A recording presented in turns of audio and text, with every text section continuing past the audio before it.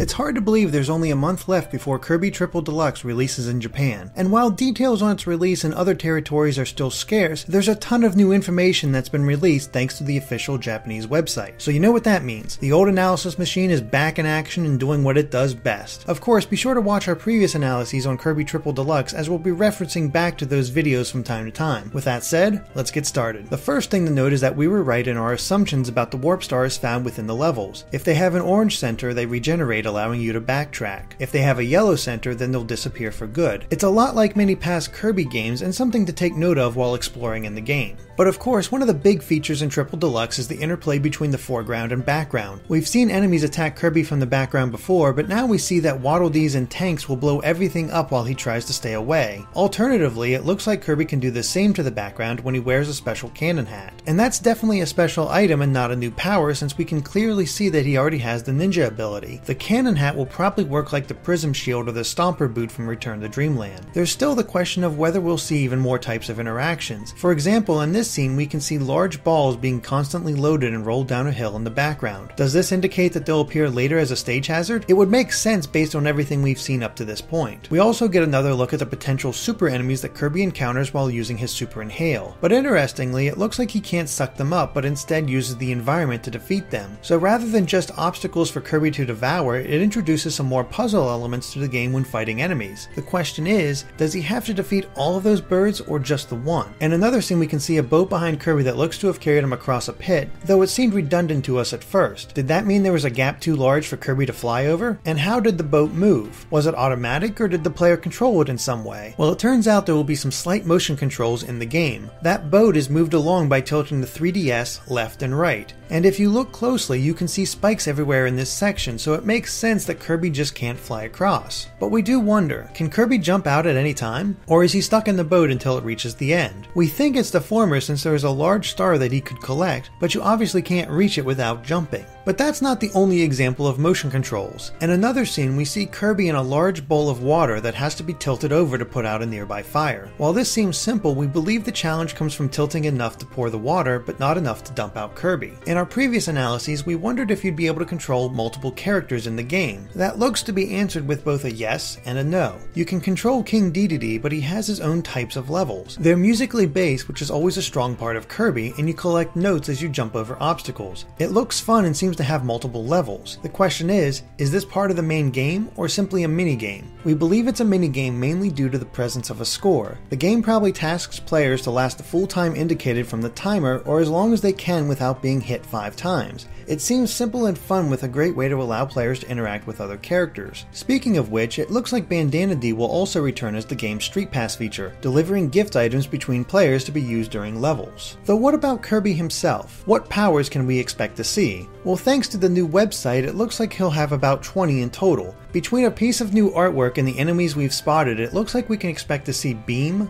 Bomb, Cutter, Fighter, Fire, Ice, Ninja, Parasol, Spark, Sword, Mike, Stone, Leaf, and Spear all returning. But there's one in this picture that we couldn't identify. We thought it was Laser at first, but it doesn't cover Kirby's eyes. Is it possible that this is a new power, or was one of the old one's designs changed enough that we can't recognize it? Whether it's new or not, we also got a look at the previously revealed Beetle Kirby as well as the brand new Bell Kirby. A new gameplay video shows that Beetle Kirby is more than just a new skin for Suplex or Backdrop Kirby. His horn can spear multiple enemies at once before slamming them down, he has a downward slam, he can grab enemies with his horn before flinging them away, and he even has a unique flying animation. On top of that, he can do multiple smaller hits on an enemy, or even a spin attack that draws in nearby enemies before striking them upwards. It's definitely as versatile as past powers. The same could be said about Bell Kirby. He has an attack that can hit objects on both sides of him, do smaller hits on enemies, and even a downward smash that sends out sound waves that can rebound off surfaces to hit even more enemies. Bell Kirby continues to be a powerhouse capable of a forward spin that also tosses a bell behind him that swings around and upwards. It's even protective as Kirby can withdraw into the bell to protect himself from attacks, which is obviously helpful against the returning Kracko. Finally, Bell Kirby can charge up an attack that surrounds himself with small bells. They're versatile to say the least, but surprisingly it's the new Super Inhale that seems to have the most uses.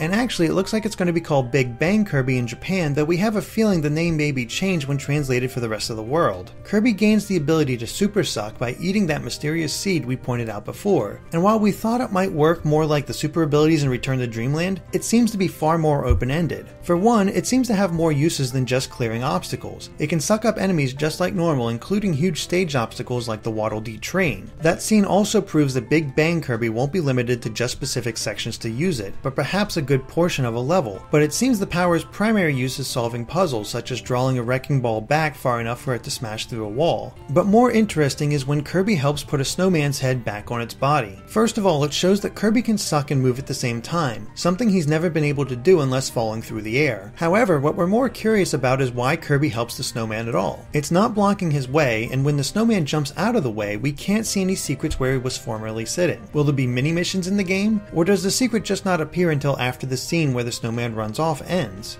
Along with the gameplay information, the new website also gives details on what the story will be. It appears that one night while Kirby is sleeping, that familiar beanstalk lifts his house in King Dedede's castle high into the air, except it's not any beanstalk, but something known as the World Tree. As Kirby goes to look around, he sees that Dedede has been captured by a new enemy known as Duranza, and it appears that the World Tree has carried them to a floating kingdom called Floerald. However, what's interesting is in the first level we see, Kirby is obviously back on the ground and approaches the base of the World Tree. Perhaps Kirby gets knocked away to the surface and must use the Sunstones in order to regrow the World Tree, with each growth spurt taking him to some new section of Floerald. Okay, we're almost done here, but there's one last thing worth noting. Before, we pointed out a floating question mark that seemed to be symbolizing an already collected Sunstone, but that doesn't seem to be the case anymore. The Japanese site has revealed that there will be over 200 key rings to collect throughout the game, and if you look at the top right corner of this picture showing them off, you'll see the same symbol. Does this mean that the key rings found in each level are random, or are they just not revealed what they are until they're actually collected? Either way, each one will show something from Kirby's past. In fact, this one shows Kine and Kirby from Kirby's Dream Land 2. They're definitely a cool Easter egg for longtime fans, but we wonder if there's a little bit more to them other than just fun collectibles. The text near it states that the key rings can be exchanged. Does this mean that they can affect gameplay in some way? Or are they really just collectibles? And with that, we've dug up all we could from the reveal of the official Japanese Kirby Triple Deluxe website. If you liked this video, please make sure to like us on Facebook or follow us on Twitter at GameXplain. Thanks for watching, and be sure to stay tuned for more on Kirby and other things gaming too.